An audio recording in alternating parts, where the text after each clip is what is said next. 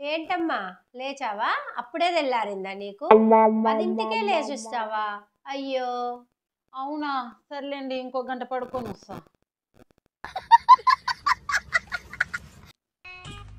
ఏంటమ్మా అదేం దుడవడం? కొంచెం నీట్‌గా దుడవడం నేర్చుకోవచ్చు కదా! అయ్యో, మీ అంత నీట్గా నాకు రాదత్తయ్య, మీరే దుడుచుకోండి.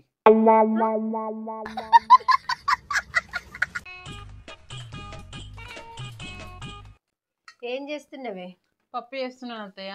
పప్పు వేస్తే కొంచెం టేస్టీగా చెయ్యు. అన్ని రకాలు వెయ్యు. పోపులోకి మంచిగా జీలకర్ర, ఆవాలు, తర్వాత ఎండుమిర్చి, కరివేపాకు. మీ అంత టేస్టీగా నాకు రాదత్తయ్య, మీరే చేయండి.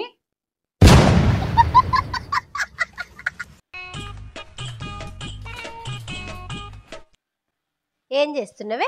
బట్టలు మడతేస్తున్నా అత్తయ్య. దాన్ని ఎవరైనా బట్టలు మడత పెట్టుడు అంటారా? గిట్ల కుప్పలు కుప్పలు ఇట్లనే పెట్టుకుంటారా బట్టలు మడత పెట్టుడు అంటే? బట్టలు మడత పెట్టుడు అంటే ఐరన్ చేసినట్టు ఉండాలి. గది కూడా నేర్పలేదా మీ అమ్మ నీకు?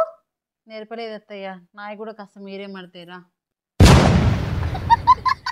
అబ్బబ్బబ్బబ్బా! ఈ పిల్ల ఇల్లు ఉడుస్తుందా చూడు, ఎక్కడ చెత్త అక్కడే ఉంది. ఓ చైర్ జరుపుకుంటుడు, అది ఆ బ్యాగ్ అక్కడే, ఇది ఇక్కడే.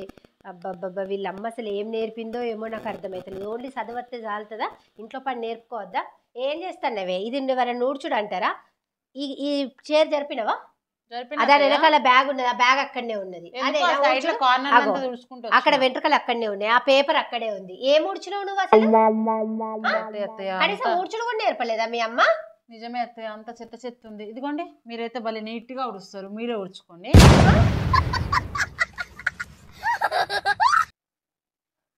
అనే దివ్య, అసలు ఏ మనుషులే మీ వాళ్ళు?